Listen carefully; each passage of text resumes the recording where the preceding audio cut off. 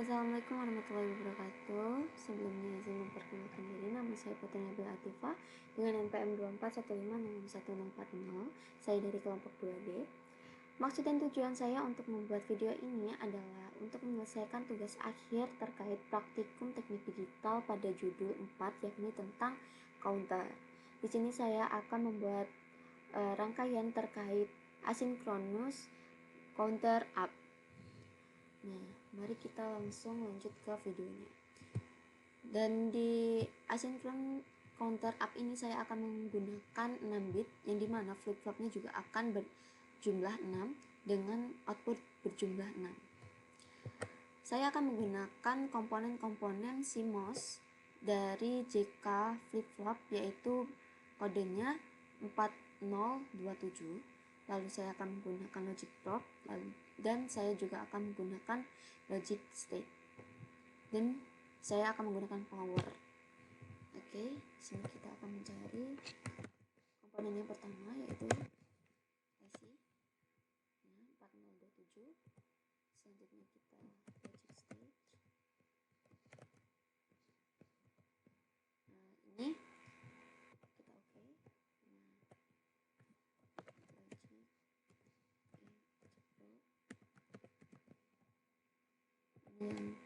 oke. Lalu nanti kita akan menggunakan power. Nah, power itu letaknya di bagian terminal mode. Nah, ini ada power. Oke, kita langsung lanjut ke pembuatannya saja ya.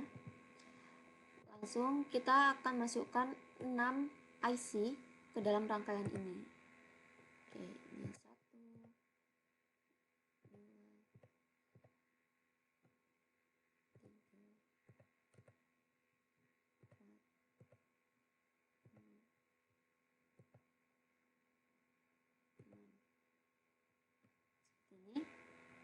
Ini sudah ada 6 IC dari JK flip-flop dengan menggunakan CMOS. Lalu kita akan berikan logic state di sini. Ini nanti berfungsi sebagai input dari clock atau akan berfungsi sebagai clock. Oke. Selanjutnya di sini kita akan meletakkan 6 output atau 6 output yang akan disalurkan kepada flip-flop ini.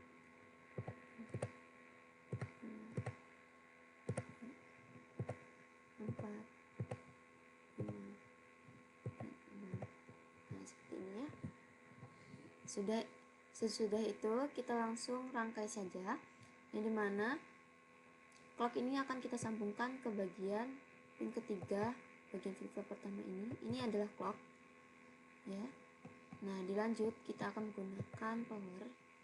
Nah, clock ini akan tersalurkan saja kepada flip-flop yang paling terakhir. Ini adalah flip-flop yang paling terakhir karena kita membacanya itu dari kanan ke kiri.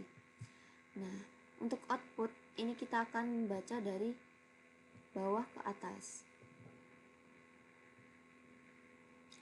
Nah, untuk alurnya itu dari kiri ke kanan, dari kiri ke kanan, sedangkan output kita membaca dari bawah ke atas. Baik, kita akan letakkan power di sini. Power ini berfungsi untuk memberikan input atau masukan bernilai positif dari VCC. Jadi kita masukkan dulu semuanya di sini. Sambungkan ke VCC dulu.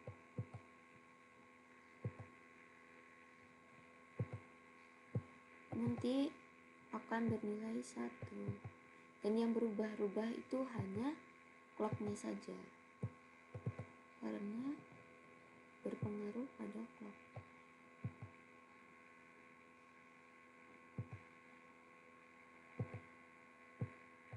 Oke. Nah, ini yang terakhir kita juga berikan. Oke, seperti ini.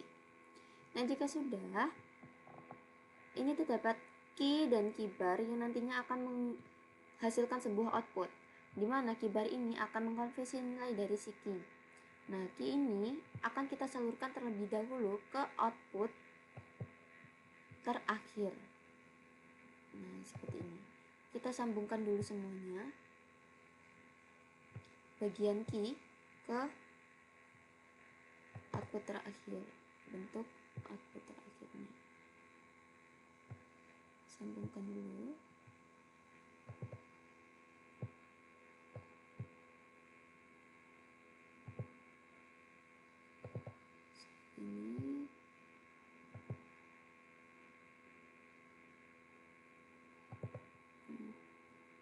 Ini juga seperti ini. Oke, ini sudah tersambung semua untuk yang key, untuk ke output terakhir. Lalu kita lanjutkan dengan keybar. Nah, keybar ini nanti akan masuk ke dalam masing-masing clock dari flip-flop ini, yang dimana nantinya ketika ini diinput clock diinputkan, maka akan jalurnya akan mulai dari flip-flop yang paling akhir, lalu kedua, selanjutnya seperti ini. Kita masukkan agak susah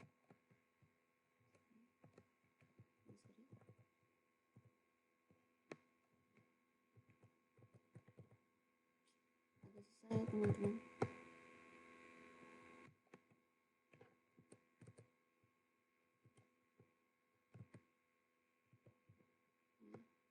Agak sulit.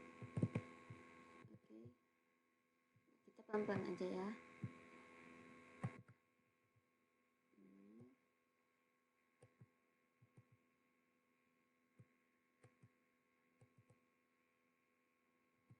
Sambungkan semua ke clock. Nah, ini sudah jadi semua. Kita langsung coba untuk run aja. Kita mulai. Oke. Teman-teman bisa dilihat di sini terdapat inputan 0 dari clock akan menghasilkan 0 juga. Dan di sini juga akan 0. Nah, kita mulai dari step pertama. Ini kan udah step pertama, terus kita lakukan step kedua, yang dimana kita memasukkan angka 1. Nah, output akan menghasilkan 0,00001. Nah, kenapa dia bisa 1? Karena dari key ini merupakan nilai 1. Dan kenapa keybarnya adalah 0? Karena terkonversi dari nilai 1. Kalau not itu kan dia jadi 1 jadi 0, 0 jadi 1. Jadi ini akan konversi. Jadi nilai key dan keybar tidak akan pernah sama. Pasti akan bertentangan atau berbeda. Nah, kita akan lanjut ke step kedua ya. Ketiga. Nah, seperti ini. Nah, sudah akan terdapat output 0,00010. Nah, kenapa dia bisa hidup di sini? Karena dari yang sebelumnya, flip-flop sebelumnya, ketika kita masukkan sebelumnya itu akan 0. Ketika kita masukkan inputan clocknya 1, dia akan bernilai 1 untuk key-nya. Nah, kenapa kita nolkan lagi terus kita satukan lagi dia bisa hidup yang bagian kedua dan yang pertama mati? Karena key-nya akan mengkonversi nilai dari yang tadinya ini bernilai 1, keybarnya akan bernilai 0 dan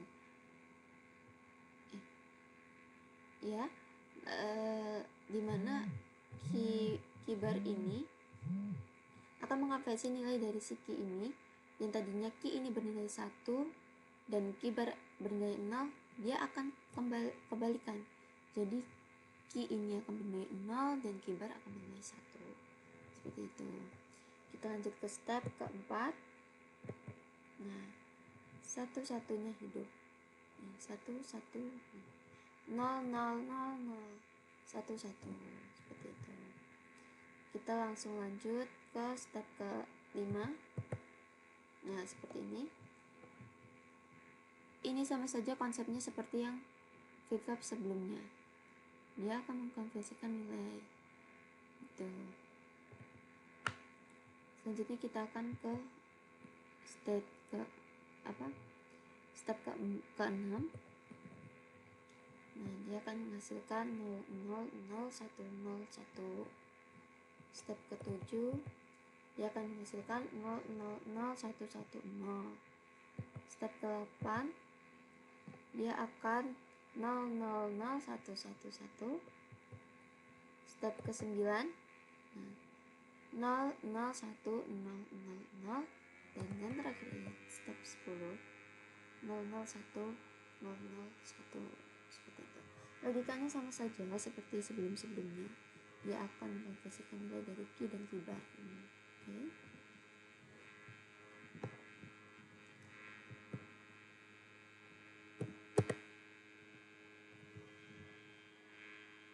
Mungkin sekian yang dapat saya sampaikan, kurang lebihnya saya mohon maaf. Wassalamualaikum warahmatullahi wabarakatuh.